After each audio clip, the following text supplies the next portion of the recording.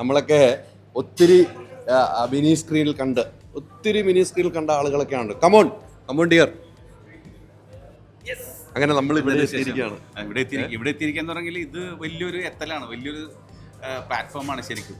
മായുടെ അതായത് Malayali mimicry ആർട്ടിസ്റ്റുകളുടെ association എന്ന് പറഞ്ഞാൽ നിസ്സാരമല്ല. കാരണം കേരളത്തിലെ എല്ലാ മിമിക്രിക്കാരും കൊണ്ട് ഒത്തൊരുമിച്ചുള്ള ഞാൻ എൻ്റെ എക്സിക്യൂട്ടീവ് മെമ്പറാണ്. അതെ അതെ അതെ. അപ്പോൾ വളരെ ഒരു സന്തോഷം തോന്നുന്ന ഒരു നിമിഷമാണ്. കാരണം ഇത്രയും മിമിക്രിക്കാർ ഒരുമിച്ച് കൂട്ടി ഒരു കുടക്കീഴിൽ, ഈ മഴയത്തല്ല ഞാൻ ഉദ്ദേശിച്ചത്, ഒരു കുടക്കീഴിൽ സംയോജിപ്പിച്ച് ഒരു സംഘടന ഇങ്ങനെ മുന്നോട്ട് പോകുന്ന പറഞ്ഞ വലിയ കാര്യം തന്നെ അല്ലേ? തമ്മിൽ തല്ലുന്ന കാലഘട്ടത്തിലും അല്ലേ? 100%. പിന്നെ എക്സിക്യൂട്ടീവ് മെമ്പറായി ഇന്ന് ഇപ്പം ഈ തവണ ഇപ്പം വന്ന് കയറുമ്പോൾ തന്നെ മായിൽ എന്തോ വലിയ സംഭവമായിട്ട് എല്ലാവർക്കും ഫീൽ ചെയ്യുന്നുണ്ട്. ഇന്ന് വന്ന് കയറുമ്പോൾ വേറെ പ്രത്യേകത കാണുന്നു. അതെ ശരിക്കും പറഞ്ഞാൽ വലിയ സംഘടന തന്നെയാണ് എല്ലാവരും മനസ്സിലാക്കുക. കാരണം ഓരോരുത്തരുടെ വീട്, പുതിയ വീട് പണിയുന്ന മിമിക്രിക്കാർ അവരുടെ വീടിൻ്റെ ഫ്രണ്ടിൽ അവരുടെ പേരോടൊപ്പം തന്നെ മാ മെമ്പർ എന്ന് കൂടി എഴുതുന്നുണ്ട്. കാരണം അത് അവരുടെ ലൈഫിൽ മായിലൊരു മെമ്പറാവുക എന്ന് പറഞ്ഞ വലിയ ഒരു സംഭവമായിട്ട് കണക്കാക്കുന്നത് കൊണ്ട് തന്നെയാണ്. തീർച്ചയായിട്ടും അത് മായ്ക്കും ഞങ്ങൾ ഓരോരുത്തരും മിമിക്രിക്കാർക്ക് എല്ലാവർക്കും സന്തോഷിക്കാവുന്ന അല്ലെങ്കിൽ അഹങ്കരിക്കാവുന്ന ഒന്ന് തന്നെയാണ്. എങ്കിലും മിമിക്രിക്കാർക്ക് അഹങ്കാരമില്ല.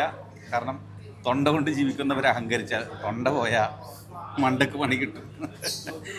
അത് വളരെ സന്തോഷം. ഇനിയും മായിലെ മെമ്പേഴ്സ് കൂടട്ടെ, മായുടെ പ്രവർത്തനങ്ങൾ കൂടട്ടെ, മാ ലോകം മുഴുവൻ വലിയൊരു മായായി മാറട്ടെ എന്ന് ആഗ്രഹിക്കുകയാണ്, ആശംസിക്കുകയാണ്, പ്രാർത്ഥിക്കുകയാണ്.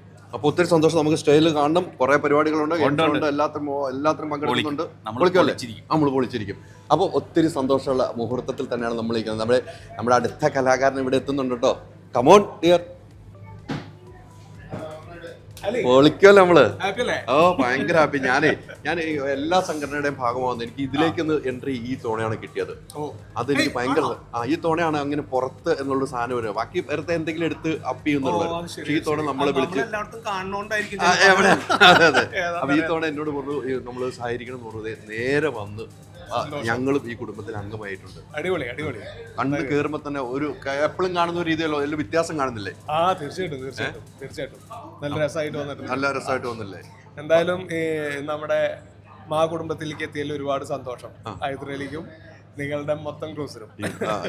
എനിക്ക് തോന്നുന്നു കേട്ടോ, നമ്മള് പല അസോസിയേഷനുണ്ട്, അല്ല താരസംഘടനകളുണ്ട്, ഇങ്ങനെ മായിലുണ്ട്, ആത്മയിലൊക്കെ ഉള്ള ആളുകളാണ്. നമ്മൾ ഓരോ അസോസിയേഷൻ ചെയ്യുന്ന പ്രവർത്തികൾ പല സമയത്തും പുറത്തറിയുന്നില്ല. ഞാൻ ഇവിടെ വന്നതേ ചോദിക്കുമ്പോൾ എനിക്ക് ഒരു ആക്സിഡൻറ്റ് പറ്റിയ ഒരു ചേട്ടനാണ് കണ്ടത്. നേരത്തെ ഉള്ള എനിക്ക് മുഖപരിചയമുള്ളൂ. പുള്ളി പറഞ്ഞു ഞാൻ ആക്സിഡൻറ്റ് പറ്റുമ്പോൾ എൻ്റെ വീട്ടിലേക്ക് പൈസ എത്തുമായിരുന്നു, ഞാൻ സുഖമായിട്ട് 2-3-4 മാസമായിട്ട് കിടപ്പായിട്ടും കൂടി വരിക.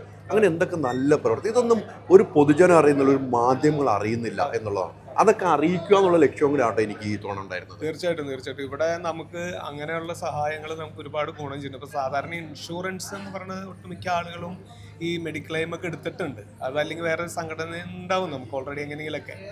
ഇവിടെ അതിന് പുറമെ ഇപ്പം നമ്മളൊരു 50,000 രൂപ വരെ, ഇപ്പോൾ കഴിഞ്ഞ ഒരു ഇതുവരെ ഞാൻ പറഞ്ഞ 50,000 രൂപ വരെ പെട്ടെന്നുണ്ടാവുന്ന തരത്തിലുള്ള ചില ബുദ്ധിമുട്ടുകൾ, ആശുപത്രി കേസുകൾക്കൊക്കെ സംഘടന അതിൻ്റെ തോതനുസരിച്ചിട്ട് വീട്ടിലേക്ക് ആ പൈസ അങ്ങോട്ട് എത്തിക്കുകയാണ്.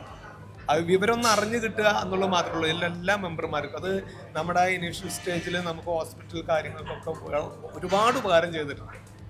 അപ്പോൾ അതൊരു സംഘടനയിൽ നിന്ന് കിട്ടുന്ന ഏറ്റവും വലിയൊരു സഹായമായിട്ട് കാണുന്നത് അതാണ്. പിന്നെ ഈ പറഞ്ഞ മാതിരി ഈ കൂട്ടായ്മയിൽ ഒരുപാട് നല്ല സംഗതികൾ ഇനിയും ഉണ്ടായി വരും എന്നുള്ളൊരു പ്രതീക്ഷയിലുള്ള മൂമെന്റാണ്. ഒത്തിരി സന്തോഷമല്ലേ? തീർച്ചയായിട്ടും. അപ്പോൾ നമുക്ക് കുറേ പരിപാടികളുണ്ട്. ഉച്ചകഴിഞ്ഞ് പറയുമ്പോൾ ഞങ്ങൾ ഇപ്പോൾ ലക്കി ഡ്രോ കൊണ്ട് കിട്ടുന്നുണ്ട്. അത് മൈജി തരുന്ന ഒരു TV ആണ്, അജ്മി തരുന്ന കുറേ പ്രൈസ് ഉണ്ട്, IFA തരുന്ന ഒരു ബെഡ്, ഒരു കട്ടിൽ, ഒരു റൂം സെറ്റിംഗ് ഉണ്ട്. അതൊക്കെ ഇതിന്റെ പ്രൈസ് ആക്കി വെച്ചിട്ടുണ്ട്. നമ്മൾ വെരി ഗുഡ്. കൈ നിറയെ സമ്മാനമായിട്ട് പോകണം. അമ്മയുടെ ഈ മീറ്റിങ്ങിന് വന്നപ്പോഴേ, മീറ്റിങ്ങിനപ്പുറത്ത് ഷോപ്പിങ്ങിന് വന്ന ഒരാള് അമ്മ ചെയ്തോണ്ടിരിക്കുന്നത് അല്ലേ? അത് പോകുമ്പോൾ നമുക്കൊരു സന്തോഷമല്ലേ? സാധനങ്ങൾ അത്രയും ഗിഫ്റ്റ് ഒക്കെ ആയിട്ടാണ് ആളുകൾ. അതാണ് ഒരു കമ്മിറ്റിക്ക് ചെയ്യാവുന്നത്, അമ്മയുടെ കമ്മിറ്റിക്ക് ചെയ്യാവുന്ന ഏറ്റവും വലിയ കാര്യമാണ്.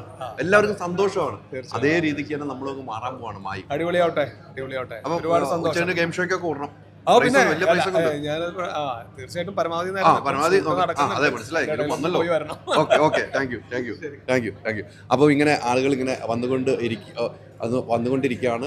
എന്തായാലും നല്ല രീതിയിൽ പോകുന്നുണ്ട്. നമുക്ക് ഓരോ ആളുകൾ വരുന്നു. സന്തോഷമായില്ലേ? സന്തോഷമായി. എങ്ങനെയുണ്ട് ഇന്ന് വന്നു കഴിഞ്ഞപ്പോൾ?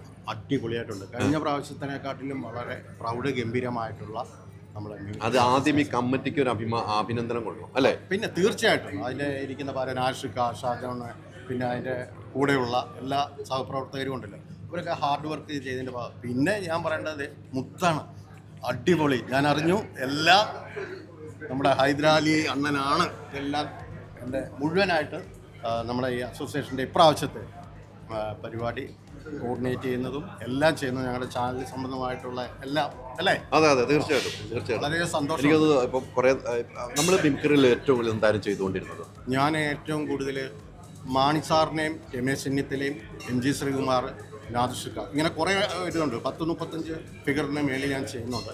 അതിൽ ഏറ്റവും കൂടുതൽ ഏഷ്യാനെറ്റിൽ ഞാൻ ചെയ്തത് മാണി സാറിനെയാണ്. അപ്പം മാണി സാറ് നമ്മുടെ ഈ ഇന്നിവിടെ ഉണ്ടായിരുന്നെങ്കിൽ നമ്മുടെ അസോസിയേഷനിൽ വന്നവരെയൊക്കെ ഒന്ന് ക്ഷണിക്കണം. മാണി സാറിന്റെ ശബ്ദത്തിൽ ഒന്ന് ക്ഷണിച്ചത് എന്നാ ഞാൻ പറയുന്നത്. ഇത്രയ്ക്ക് നല്ലൊരു പ്രദേശമുണ്ട്, ഇതുപോലെ നല്ലൊരു മീറ്റിംഗ് ഉണ്ടോ? ഇതാണ് മിമിക്രിക്കാരുടെ ഒരു കൂട്ടായ്മ എന്ന് പറയുന്നത്. ഇതാണ്.